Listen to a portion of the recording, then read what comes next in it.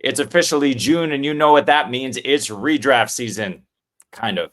Anyway, today we're looking at the top 50 consensus from Fantasy Pros and giving out our biggest fades. Let's go.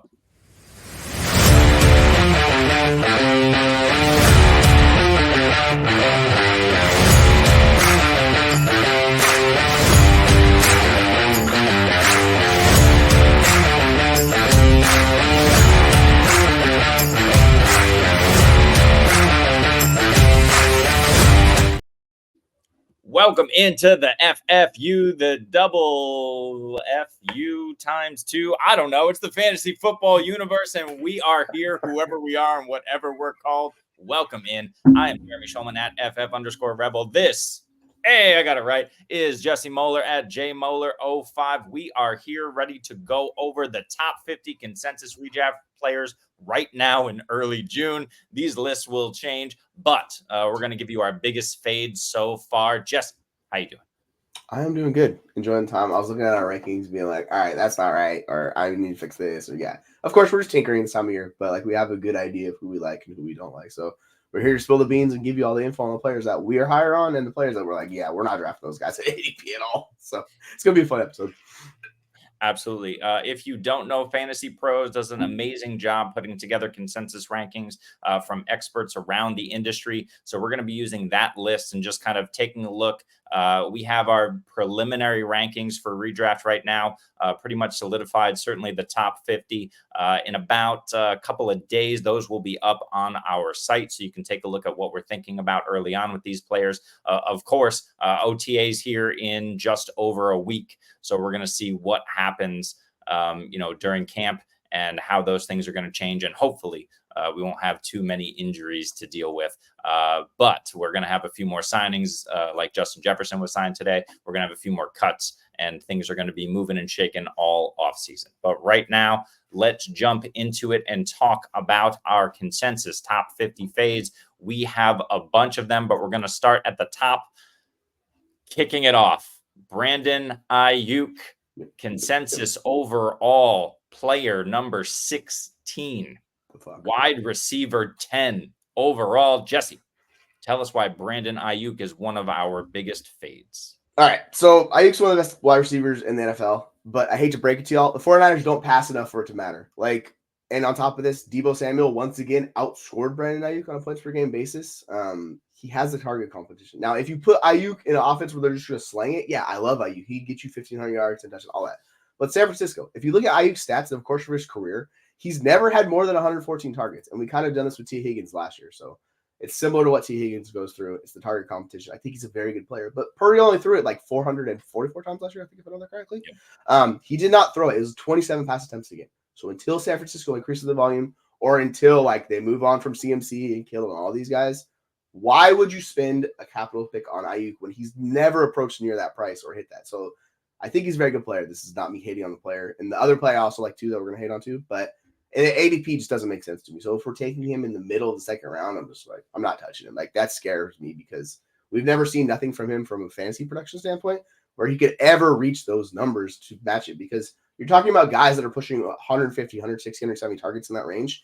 If Aiyuk's giving you 120 targets, which is entirely possible in this offense, even with his super efficiency last year, he only gave you 15 points per game, which was below what Deebo Samuel, his teammate, did last year. So for me, that's just like a hard fade. I have him at, I think, overall pick 43 in my rankings. So I'm multiple rounds lower there. In that range, I like the players used. Like that, you can make the choice. We're like, all right, let's chase it. But in the middle of the second round, like that's difference maker category. Guys are going to win you leagues. And I hate to break to you, he's just not going to win you leagues. So when we were talking about this beforehand, I was like, yeah, dude, like we got to drop Aiyuk. It's way too low. Where are you kind of standing at with Aiyuk? Like, where do you have him ranked? Where are you comfortable taking him? Because are you in agreement with me, or maybe a little bit more bullish on him than me? Nope. So he's overall player number 16. I have him at 32 overall, so twice as low as consensus, I guess. He's my wide receiver 16 as opposed to wide receiver 10, but I still feel like that's a little too low. For me, I'm hedging because last year in half PPR, he was the wide receiver 14. He had 105 targets, 75 receptions, 1,342 yards, and 7 touchdowns. So we know Aiyuk is a great talent. We know he's going to get in the end zone. I think 8 touchdowns is more than reasonable consideration for him. We know those yards are going to be there, but we don't know what's going to happen with Deebo Samuel. As of right now, I think in the fantasy ether, the belief is that he's, a fairly confident trade candidate post June 1, which we're here now. So it's possible that they move on from him. If they don't, though, Debo's still there. Now, I know last year Aiyuk and Deebo both ate in this offense, but we have Ricky Pearsall. We're going to have a healthy George Kittle. So even though I love this offense, I'm not confident in Brandon Aiyuk being a wide receiver 1. For me, he's more of a mid-range wide receiver 2. And like you said, I'm just not paying that price of what is mid to late second round pick, probably at worst, or a wide receiver who's going to be my wide receiver 1 on my fantasy team. I'm probably not paying that. Yeah, it's like we're under the assumption that the trade's gonna happen, but why do we have his ADP at that price, right? Because if you want to make the case without like Deebo's gone, sure, I mean I'll talk to you, but until that happens, like you're just eating like the difficulty in decision making with it. So it doesn't make sense to me. Like that ADP, as much as I like the player and I think he's one of the best wide receivers in the NFL, like you're gonna get no arguments from me because you look at efficiency metrics, how good he is, like it's all there, but it comes down to math and targets. Like, how many targets can he get in this offense? Like, that's the whole issue for him. Because once again, Deebo Samuel outscored him last year. Like, if Deebo Samuel's there, is he going to outscore him again this year? I don't know. My bet is yes, just because how Deebo plays. So for me, it's just unfortunate what it is. Like, you love the player, the situation he's in, but at a point, it just kind of caps his ceiling. And this is the thing with Ricky Pearsall we talk about. People are like, I'm not all in on him this year. And I'm like, I love Ricky Pearsall, but I'm not touching him this year. I'll do Dynasty, yeah, sure. But yeah, this is what we get into him. So yeah, I'm with you. I think both of us are probably the 2 of the lower guys on Aiyuk that I've talked to, but I don't get why the industry's steaming on so much, assuming that trade's going to happen when you're drafting these teams and these are the teams you have. Like you can't accept that cost until you see it happen. It's just like your team's already going to be the division point at that. So yeah, I'm with you on that. Let me throw out a few names to you real quick before we move on here to our next player, and just let me know if you'd rather have this player or Brandon Aiyuk in 2024. Marvin Harrison Jr. Marvin Harrison Jr. Travis Etienne. Oh, that hits on our next one. We're going to talk about him later, so forget that. I have Etienne higher, but man, I don't want to draft him. Yeah. We'll table that for a moment. I think I think that's a terrible segue, but we'll get back to it. Chris Olave. It's close. Let me see, where's Olave? I think I'll go with Aiyuk there, but no, I'll go Olave. He's a spot higher. We'll go Olave. Mike Evans. Oh yeah, Evans for sure. Drake London, absolutely. Yes. Yeah. Give me Drake London. Yeah. So all of those guys in consensus ranks are below Brandon Aiyuk. So it just kind of gives you a sense of where we are with him. We're just fading him. There's some of these players are going to rise. We're going to see it over the summer. But for us, the incredible, mega talented Brandon Aiyuk is just a little bit too high at the moment. Let's get into our professional segue from about 30 seconds ago. Travis Etienne is our second fade in consensus.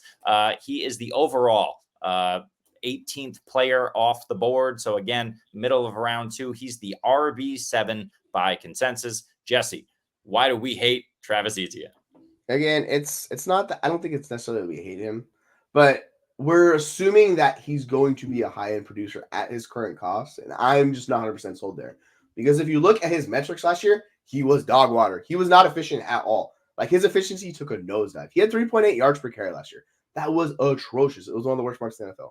Now, he got there on volume. So this is the case with any time we get – this was like Najee Harris going into year 2, and I was like, there's serious red flags with this profile.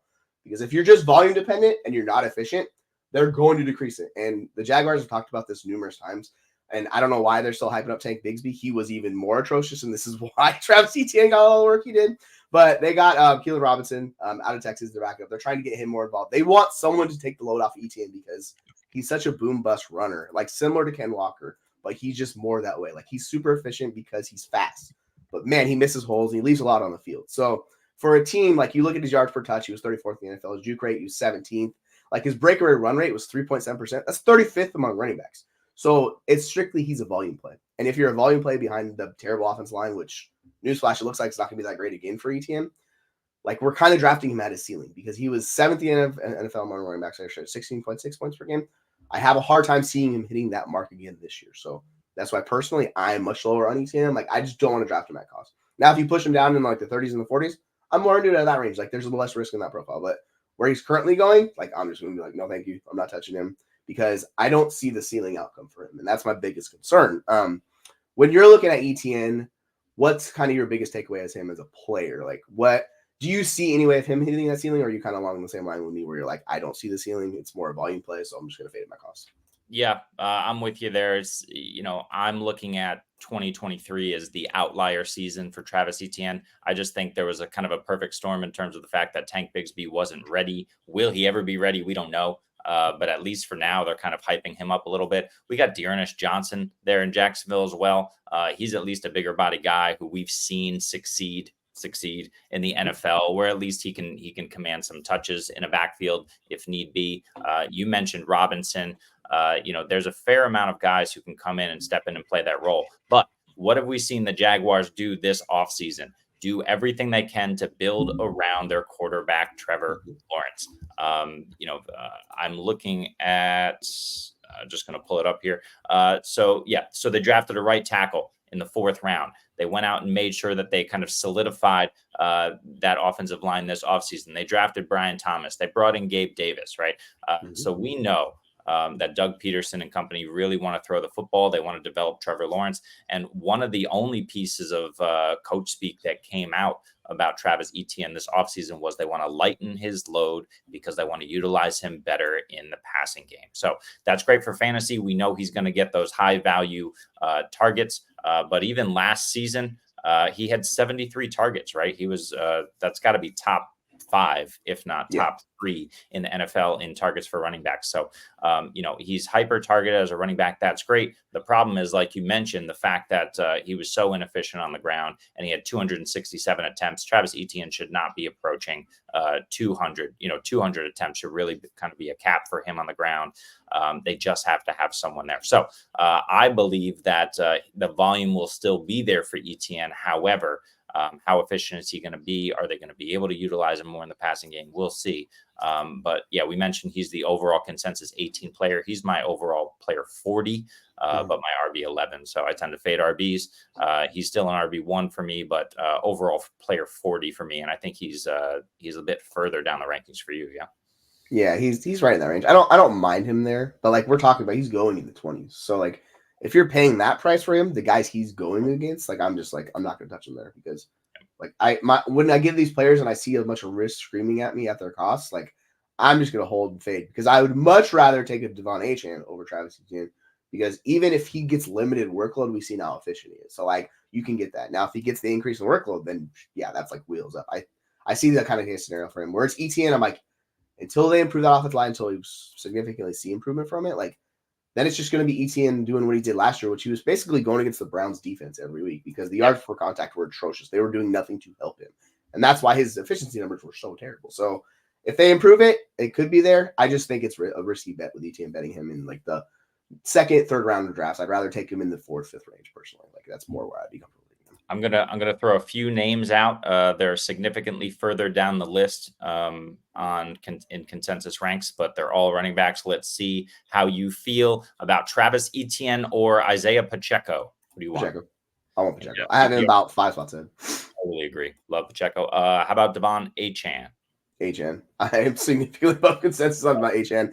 That's my guy. I'll always love the tiny little guy in Miami. I have him at 21, so I basically am all in on Achane this year. Rachaad White. Rachaad White's interesting. I actually have White a little bit lower. He's another guy I'm actually lower on too. So I'll take Etienne over White, but like honestly, I don't want either player across. And finally, your boy, James Cook. Yeah, we're taking James Cook. We're taking James Cook all day over Etienne. Love it. My dude. We bring the spice here at the Double FU. Let's go. Okay, 3rd player and the very next player off the board. Consensus overall number 19, Kyren Williams. Jesse, why do we hate Kyren Williams, the consensus RB8? All right, so there's a lot working against Kyren this offseason. And I'm going to be real with you. I'm not the one in the group that's actually lower on Kyren. I'm fine with him at cost. But I will make the case. I get it. Like, everyone's been hyping up Blake Corum. Kyren's been dealing with an injury. They talked about like how he fits. Basically, these two guys fit the scheme really well. So I'm fine with both these players at cost. Like, I like Blake Corum. I think he could be very well. What I worry about with Kyren is Corum is going to step in and be like a third down back and pass protector in this situation. He's just better than Kyren. That's what he specializes in. So I expect him to take that role off the gate. So if you're already chopping a little bit of opportunity from Kyren last year because he was basically second behind CMC in opportunity such, and like his usage was absurd when he was on the field and rolling with it. If you're cutting into that, it's really hard for him to hit because everyone's seeing what he did last year. They're like, oh yeah, he's gonna score 20 points a game this year. I'm like, I don't think that's gonna happen just because I love the Rams offense, how those guys are, but yeah, at that cost, like I get it. You have to assume that the opportunity is going to be there. So I get it. It's basically everybody's all in on Blake Corum compared to Kyren. So if you want to do the, push him mid and then take Blake Corum, I 100% get it. Where do you have Kyren ranked? Because I'm very curious where you have Kyren ranked. Yeah, exactly the same. He's also my 19th overall player in half PPR. He's my RB9 as opposed to RB8. But really the issue I see is, the fact that, again, you have to take him in the back half of the second round here. I'm not in love with taking running backs in the back half of the second round, especially another running back here that we heard this offseason that we need to limit touches. Kyren Williams was drafted in the fourth round of the NFL draft. Yes, he was late. He was day 3. Yeah. So he fell in the draft. We remember last season all the combine issues that led to him falling down boards. He had that terrible draft capital, and then he just kind of happened to slot in as the only healthy running back, if you remember last year in Los Angeles, after Cam Akers kind of nuked himself and got shipped off to Minnesota by Sean McVay. And then, Ronnie Rivers was in there for a few weeks before he got injured, right? So, yeah, Kyren was a rookie at that point, but, he was forced into action, but actually looked the part pretty well after a while. So, a couple of years later, here we are looking at Blake Corum. Blake Corum had 27 rushing touchdowns last year. Now, a lot of people will tell you that, that's the Michigan offensive line, and it is, but we know that Blake Corum has kind of a nose for the end zone. And would it be shocking if Blake Corum became the goal line back here? He's smaller than Kyren. It's probably unlikely, but hey, whoever can find the end zone is going to get that role. And I don't put it past Sean McVay to give a lot more to Blake Corum there. So if that happens, Kyren's going to significantly lose value. So I don't hate the call here either. Yeah, I know Aaron, the one in our group that's specifically out on Kyren, like he posted in our chat saying like I cost him out, like I want nothing to do with him. So I get it. Like if you have worries and you don't think he's going to be as efficient in year 2 because he was one of the best backs in the NFL, like if you look at PFF rush grade, like overall his metrics, his breakaway, everything, he was really, really good last year. So this is why compared to Etienne, like Etienne was not efficient at all. Kyren Williams really was. So for me, I'm more so bullish on that aspect where I can still think he could be good because they're going to run the same scheme. They're tinkering the offensive line. They have some changes going to it. I expect the offensive line to be efficient again. So like with Stafford and everything, I think it's going to be a good offense. But yeah, if you're just worried about kind of those issues surrounding him and what's going on, like he's dealing with a foot injury. McVay was talking about it. We don't know how it's going to affect him this season because if you miss some of the camps, say Blake Corum gets more involved and they kind of run with him and go that way, like that's how you lose some of the snaps and volumes because efficiency, like being available matters. And if you have a good back who's similar, it's not like last year where there was just no capable NFL running back on the roster. We talk about what the heck's his name? The rookie from last year that just basically everybody's hyped on that couldn't do anything with the Rams. Why am I blanking on his name? It's going to bother me. Gosh dang it. Hull? No, for the Rams. What's the heck is his name? Sean. Oh, this is a guy I feel like an idiot. I can't remember his name. Anyways, there was a rookie last year who people were hyped at. He went to Ole Miss. It's Zach. Zach Evans. Thank you. Gosh, that was so hard. Okay, sorry. Brain fart. Yeah, Zach Evans was a guy people were excited for. He did nothing. He clearly was not in a full quality back. So they tried to make some changes this year, bringing a guy there a little bit more confident, spent more draft capital on Blake Corum this year. And Blake Corum's just a better overall back. So, like, interestingly enough, like, he's my comp to Kyren Williams. These guys are kind of similar players. So I do expect him to eat into that workload and volume. And that's kind of a red flag that's in there. Yeah. And last thing here is a potentially sneaky under the radar signing, Boston Scott. Now an LA Ram. So there's a lot. We know that he has the ability to steal touches, right?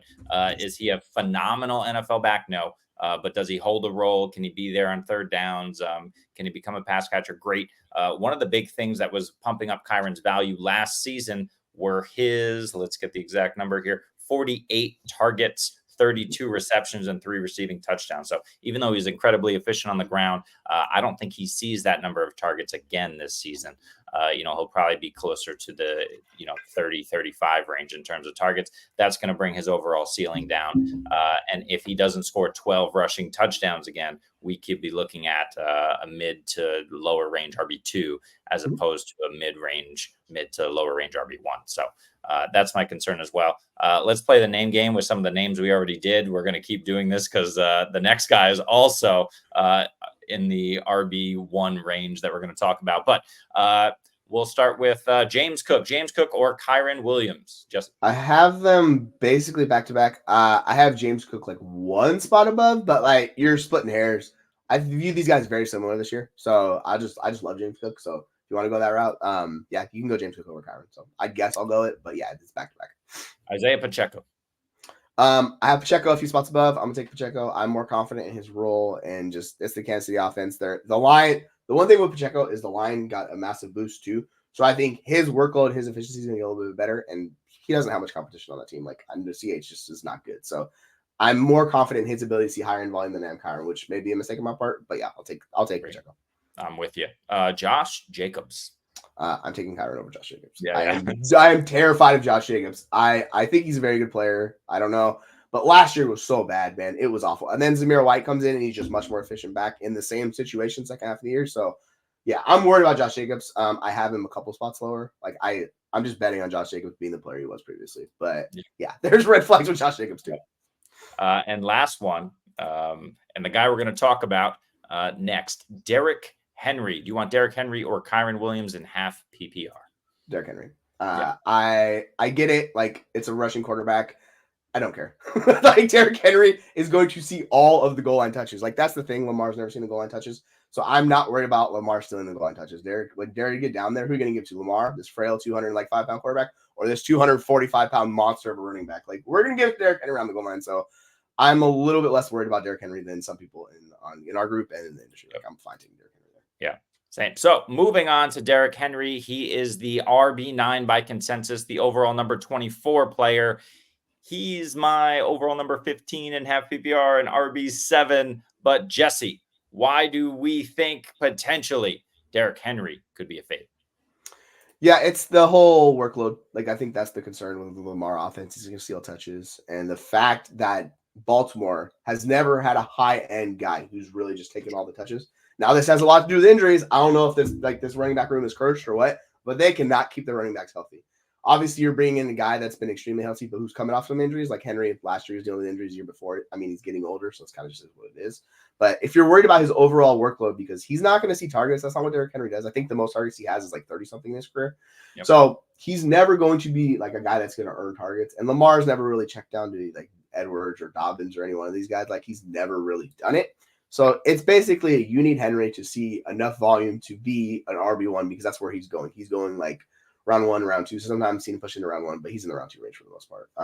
Yeah, so there's definitely concerns with him because he's an older guy, but I think Henry is a unicorn, so I'm fine personally just betting on him. Like if you're going to chase the outlier, there's no better outlier to chase than Derrick Henry. Like we've seen his entire career. I was actually looking back at Tennessee in 2018 where LaFleur, the Green Bay Packers coach, gave Deion Lewis 200 and something touches and Derrick Henry at like 220. And I was just like, dude, what are we doing here? So hopefully it's not that bad for Derrick Henry this year. But where do you kind of stand with Henry? Like what's your biggest concern with him going into the year with Baltimore beginning a new offense and everything like that? I have zero concerns about Derrick Henry. I think he's an absolute monster. I think he's going to feast. I've talked about this so much, but you mentioned the fact that Lamar doesn't check down, and that's true, right? He doesn't have to check down. He's a phenomenal. He's the best rushing quarterback in the league, hands down.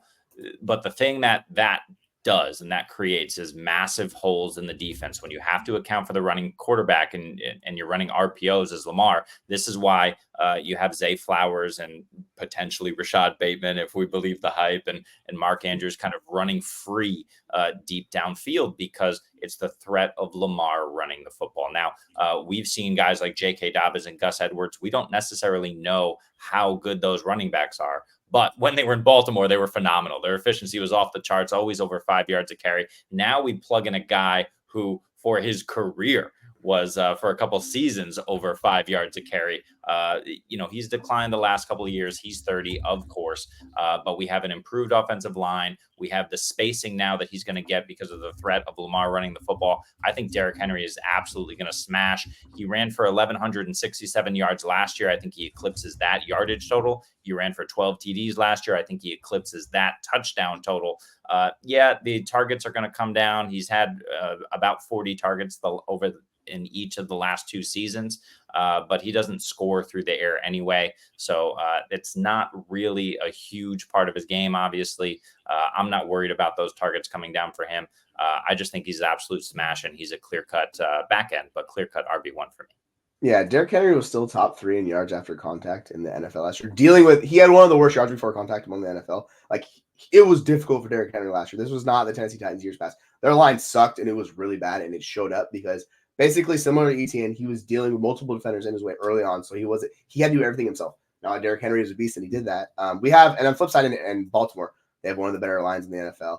That's what John Harbaugh said. He said when they asked him back in like a month ago, what it's going to look like for Derrick Henry, he goes, it's going to look like he did in Tennessee, him running for a lot of yards. So we might be fading Derrick Henry a little bit too much. I just think the floor is so high with him. Like, you can lock him in RB1. The only concern I personally have is injury because he's older. That's my main concern. If he doesn't get injured, locked in RB1, like, you know what you're going to get. I remember fading him years ago, and I just consistently regretted it. And I'm like, all right, enough times you bet against an outlier, you just got to stop betting against him. So, yeah, I'm of course, so now that he's old, I'm like, yeah, I'm in on Derrick Henry. Why not? Let's do this. So, yeah, I love Derrick Henry at cost. I think he locks in. You should get a safe floor. Like, he has the high-end ceiling, too. Like, it's gonna be a lot of fun, Baltimore. It's just, like, there's no more perfect Baltimore running back than Derrick Henry. When you think of Derrick Henry, you think Baltimore, it's just like immediately you're like, send me to the heavens. This is glorious. I love this. So, yeah, I am excited to see what Derrick Henry is going to bring this year for the Baltimore. Yep. This one was from SC, and he gave us a little bit of reasoning. So I'm going to read this to you, and it's going to include a couple of players who SC would prefer to have over Henry. You let me know if you would prefer them over Henry.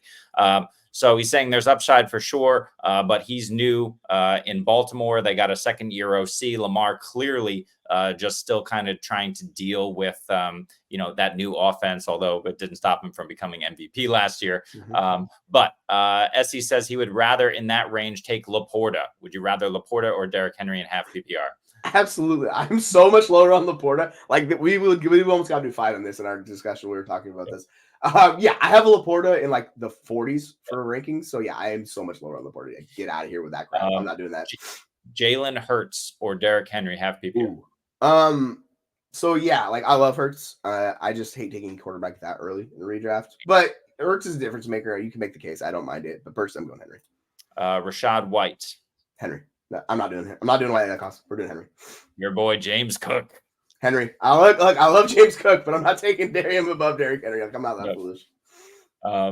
So SC very much believes that Derrick Henry could be good in Baltimore. The problem is obviously age, concern of injury, and look, there's certainly risk here, but you're not getting the discount on Derrick Henry because he's a 24-year-old spry monster of a running back. He's 30 years old. The threat of injury is always there, but he's just proven time and away that he can do it again, and he did it on a terrible team last year, and he's going to do it on an amazing team this year. Yeah, it's going to be a lot of fun. Like, that's probably one of the more pairing of all the players this offseason, like the running back line in this situation. Like, I thought that was the dream fit, and I was just like, oh man, Baltimore knocked it out of the park. So yeah, I'm excited for them this year. 100%. Next guy, another professional segue, Sam LaPorta. Tell us how much you hate the consensus tight end 1 overall player, number 25 off the board, which is back end of the second. 25 would be very early third. Why do we hate Sam LaPorta at cost, Jesse? Yeah, I just don't get why he's significantly above every other tight end. This is my whole issue in Dynasty and redraft too. People are head over heels in love with Sam LaPorta, and I'm like, bro, he wasn't even tight end 1 last year, points per game basis. What's going on? Like, we need to pump the brakes a little bit. Like, if you want to put him with the other tight ends, that's fine. I don't mind that, but he should not be going significantly above Kelsey. Like, if you can make the case for Kincaid, you can make the case for Pitts, you can make the case for McBride, you can make the case for Andrews. You can make the case for any one of those guys being in that range because situations and stuff change. Now, look, LaPorta was great. He stepped in out of the gate, did everything you could ask for her tight end. He was special. But for him to pay off at cost, he needs to be significantly better than every other tight end. And why are we making that bet with him? Like we saw Kelsey the back half of the second year and in the playoffs. Like Kelsey's like, yeah, dude, I'm not done. And if you look at his efficiency metrics, Kelsey and McBride were the two best tight ends down the stretch from like week 8 on. Like yards per route run, like all these things we're looking for, target rate, target share. They were better than LaPorta. LaPorta, the difference between him and say like McBride was touchdowns. Like that's how LaPorta was really good last year, double-digit touchdowns. Now, do we want to bet on those touchdowns again? I mean, he had good red zone usage and he's good. I think he'll have good touchdowns. I just don't. My whole issue is LaPorta is him at cost. I think he's a very good tight end. That's not what I'm saying. I don't hate him, but if we're taking him in the 20s, you are assuming that he's going to be multiple points per game better than every other tight end in the industry. And that seems like a god-awful bet to me. That's like LaPorta versus the field. And I do not want to be caught doing that because he's not Christian McCaffrey. Like, I'm not sure he's going to do that. Like, that's kind of the bet we're making with him. So, yeah, for me at cost, like, I'm just out. Yeah. And I totally hear you on that. For me, LaPorta is my overall player number 25 and tight end 1, exactly the same as consensus. I am consensus. And you're not wrong, but for a guy who had almost 900 yards receiving, 10 touchdowns, he hit the double-digit touchdown mark. I mean, massive, massive numbers from him. And you mentioned the playoffs with Kelsey. Kelsey absolutely went off in the playoffs. Sam LaPorta, after a disappointing wild card round going 3 for 14, all he did was in the divisional go 9 for 65. And then against the San Francisco 49ers, 13 targets, 9 receptions, 97 yards. The man is a beast. So I think Jameson Williams absolutely opens up that offense. I'm still a huge believer in the talent. For fantasy, that's a different conversation. We know Amon-Ra's the 1, but we got a 1B here in Sam LaPorta. I think he's just going to dominate. And I think last year he had, 120 targets for a tight end is absolutely insane. That's Evan Ingram level numbers of targets. I think he can eclipse that target number even this season. If he does, he's going to be a monster. But yeah, we're hedging. And where we can be a little overconfident sometimes is the past production equals future production narrative, right? Mm-hmm. We're all expecting Jahmyr Gibbs to, take on a lot more of that role. Everyone seems to be expecting, especially Dan Campbell, Jameson Williams to take on a lot more of a role here. If those things happen, I don't think David Montgomery's going anyway. We know Amon-Ra St. Brown's not going away. So Sam LaPorta could absolutely take a hit, still be a phenomenal tight end in the league, still be a phenomenal fantasy asset. But I agree with you here. It may be a little too steep. Will I have any LaPorta? I don't know, but he's tempting. Right, that's the thing. Like when you do your rankings and then you do drafts, and you're like, how do I feel about these rankings? It's like there's a couple guys I had to move up or down. Like Waddle was the one that jumped out at me specifically where I was like, it's too low. But that's a whole nother discussion. Yeah, I think with LaPorta, like I think he's a very good tight end. I'm not hating on him. Like he was incredible as a rookie. He's top 5 and top 6 in like yard per route run. And what's the number I'm looking for? I can't remember something else. But he was really good among tight ends in what he did, and even his yak was not bad. Like he was used down the field. This is what you want from a premium tight end. It's just I'm not convinced. Like when I did projections, I don't have him above Kelsey. I don't have him above other guys. So if that's the case, I can't rank him significantly above the other tight ends in redraft. Now Dynasty, like I get it. If he's tight end 1. He's up there. He's up there with my other guys too. So like it's fine. Like I'm fine taking him at cost if the tight ends jump up. If you move up Kelsey, you move up McBride, you move these other guys into that range, I'm fine with it. Or if you move him down, then I'm fine taking LaPorta as your tight end 1. But to significantly take him multiple rounds above the other tight ends, that's where like it's the biggest red flag. I'm like, I personally don't know how he pays off at the cost because that offense is really good. But like you talk about, Amon-Ra is still the 1. There's Gibbs, who's possibly going to take a year 2 jump because that's what these premium rookies running backs do in year 2. They take a jump. So I just think there's risk with him at cost. Now, if you want to push him down into the 30s and 40s, I'm on board with that. It's just in round 2, I'm like, we got to pump the brakes a little bit. Like this is just it's too steep for me. Like I see more risk than reward personally. That's my whole concern with him. You already said earlier that you would take Derrick Henry significantly over LaPorta. Mm-hmm. You just said that you would take Travis Kelce over LaPorta. Henry is just in front of him in the consensus. Kelce just behind him. How about 2 spots in front of LaPorta in consensus? Are you taking Drake London over LaPorta? Yeah, I'm taking Drake London. I'm more convinced that he can be a true difference maker compared to LaPorta, and I just prefer. Like, I like a lot of those early tight ends, so I'm going to default to other positions above those guys if I can, you know what I'm saying? So, yeah, I'm taking LaPorta London over LaPorta. DJ Moore. Oh, that one's tough. You can talk to me into LaPorta. I'm a little bit lower on DJ Moore this year because I'm more bullish on Odunze. So, yeah, you could go LaPorta there, and I'd push back. I'd be fine with that. Two more receivers before we move on. The guy you mentioned earlier, Jaylen Waddle. I'm Or taking Sam. Waddle. I think Waddle's a special player in a really good offense who's being discounted due to injury and lack of touchdowns last year. I expect him to regress positively because Waddle was top 5 in like yards per route run, his PFF grade. Like Waddle is a special wide receiver. He's being discounted. I locking him in. Like he's gonna be a wide receiver 1 again this year. I'm not worried about Waddle at all, so I'll take Waddle. Yeah, I'm trying to figure out where I have between Waddle and LaPorta. While I figure that out, where are we? Yeah, Let's see. he's So down in like the 40s in rankings, and I was like, "What is going on here? Like, we need to bump yeah, him up." I have him a few spots. He's my overall 31 Yeah. mid-range wide receiver 2 for me. So I'm taking LaPorta over Waddle, and that sounds about right. And one more for you. How about DK Metcalf with Ryan Grubb and company? It's interesting with Metcalf. I need to see where I'm ranked because I just moved him. Where I have Metcalf. Yeah, I have Metcalf above him. I have Metcalf at 24. So I'm a little bit more bullish on Metcalf this year. So I'm going to take Metcalf above LaPorta because where I can imagine getting those tight ends, like I don't want to take the guys above them. So if like I can find a player who I like a little bit more in that range in the 20s or 30s, like I'll take him above LaPorta. But yeah, like if you want to go LaPorta there, I don't mind it. Like people are kind of out on Metcalf, and I understand why people are out on Metcalf. I get it. Yeah, but personally, I'll go Metcalf. Yep. LaPorta, again, I have him 25. I also have DK Metcalf at 24 overall. So let's go DK over LaPorta all day. And finally, our last player, a guy who is true and close to the hate in my heart. It is, at least from a fantasy perspective, it is Stefon Diggs, the overall player 42, wide receiver 23. I'm going to pitch it to you, but before I do, I'm going to tell you he's my overall number 81 wide receiver, 35, Stefon Diggs. Take a seat. He's my third ranked Houston Texan wide receiver. I got Tank Dell over this guy. So talk to me a little bit about Steph Diggs and what do you think about his prospects this year? Yeah, Houston's one of the tougher rooms to decipher and figure out. Personally, I think Diggs is going to play the slot because, by the way, he played more slot than both those guys combined last year between Dell and Nico last year. Like he was in the slot a lot because of what they were doing, and I expect that to translate more because why?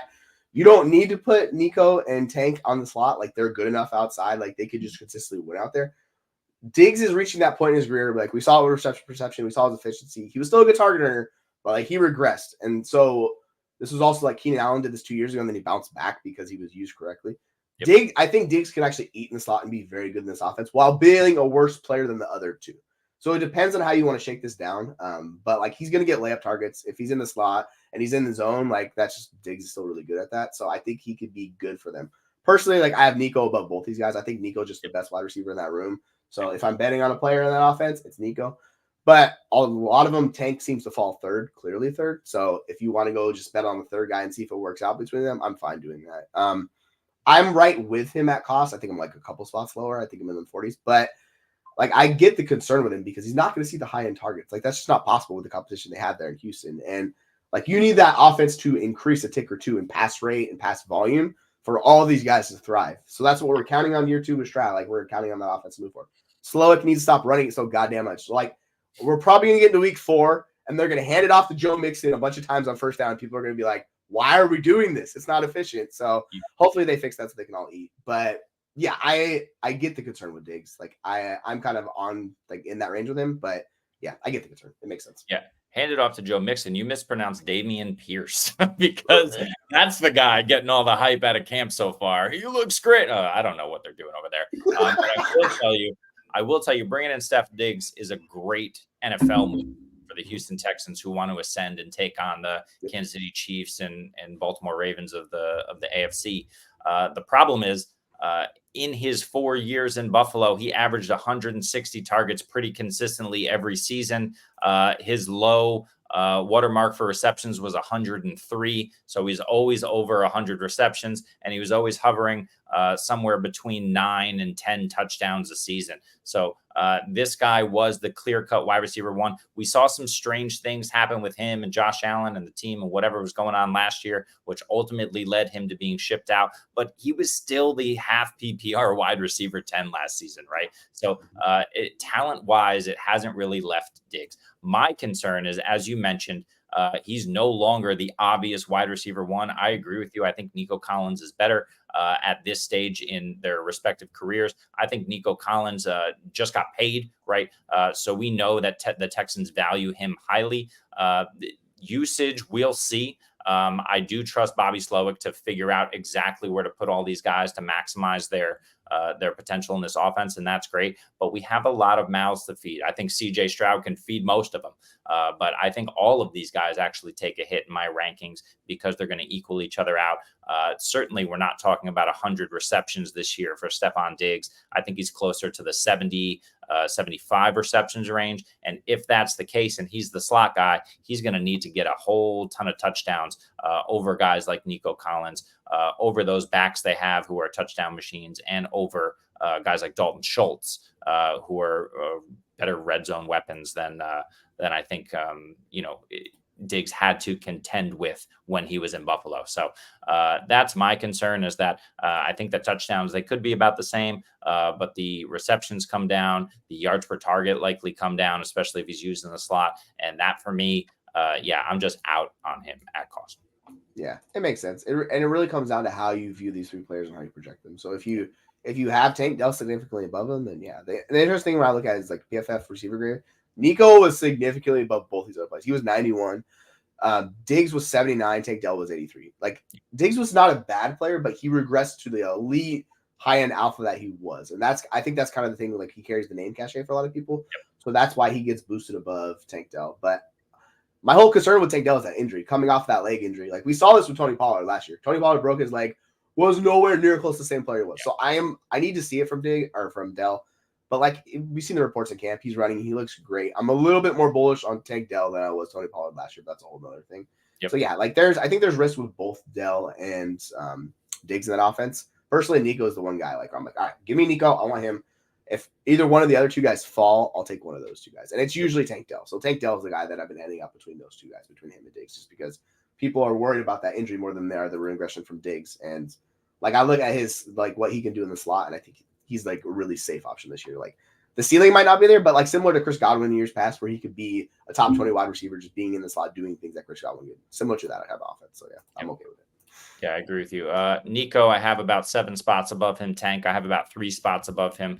So not significantly higher. I think they all are in the, wide receiver 3 range. Mm-hmm. But, it's for me, the moral of the story is get CJ Stroud everywhere you can. Yes. And these wide receivers, I'm kind of fading a little bit. Just a quick one, like we did with everybody else. Who would you rather have, Steph Diggs this season or Amari Cooper? I'm going to go Amari Cooper. He has the potential to be the wide receiver one on that offense, but like, honestly, I'm a little bit worried with him and Deshaun Watson, but I'm fine making the bet on Amari Cooper. I see the ceiling where I don't see the ceiling with Diggs. How about teammate Joe Mixon in half PPR or Steph Diggs? They're freaking back-to-back my rankings. So have Diggs and Mixon back-to-back. It's all roster build. If you want to like go wide receiver early, then I would just prefer Mixon. If you want to go running backs early, then I would go Diggs. I think Mixon's just safer. Like, he's going to get volume. He's been volume dependent his whole career. Like, you're fine with it. I think Diggs is going to be spike all over the place. So for production, like, I guess I'll go Mixon, but it's a coin flip. I don't mind doing them. T. Higgins. Oh man, T's tough. I have T above him, but it's the same tier of guys where I'm not bullish on any one of those guys. So T by default, but it's a slight default. Like, if you want to go, it's fine. And rookie Malik Neighbors. Like, I'm just chasing that wide receiver one. It's going just, by the way, if you draft Neighbors, be prepared to be frustrated because it's going to be ugly in that offense. But like, he has a chance to get all of the volume. So compared to Diggs, who it's going to be an efficiency case as opposed to the volume, I'm always going to chase like high-end volume. So like, I will chase that with Neighbors and just not watch those games because I know it's going to frustrate the hell out of me watching that offense. So I have Neighbors like a couple spots above him, which I think Neighbors is like my wide receiver 23 and Diggs is like my wide receiver 26. All these players, you chose the other player over Diggs. All these players are ranked in consensus lower than Stefon Diggs. So That's kind of why we're fading him a little bit. Okay, so that brings us to the end of this episode, the top 50 fades from consensus, thanks to Fantasy Pros consensus rankings there. We are the Fantasy Football Universe. You can find us everywhere on our website, on Twitter, I think we're on Instagram, we're on TikTok, we're definitely on YouTube. We're everywhere and anywhere you want to find us. And we're here for all your off-season fantasy football needs and soon to be during season fantasy needs. I don't know. I'm totally butchering this outro. But what I will say is that we're here. We're putting out daily content. We got a bunch of rookie rankings up if that's your thing. We're diving into redraft right now. We did a dynasty mock draft the other day, gave away a Scott Fishbowl entry. We got some more entry giveaways to do. We got podcasts. We got videos. We got all different series that we're just starting up. So we just began in January. We're here to stay, and we appreciate you joining us now. Join us again, the Fantasy Football Universe. So for my guy, Jesse, I am Jeremy. We will see you next time.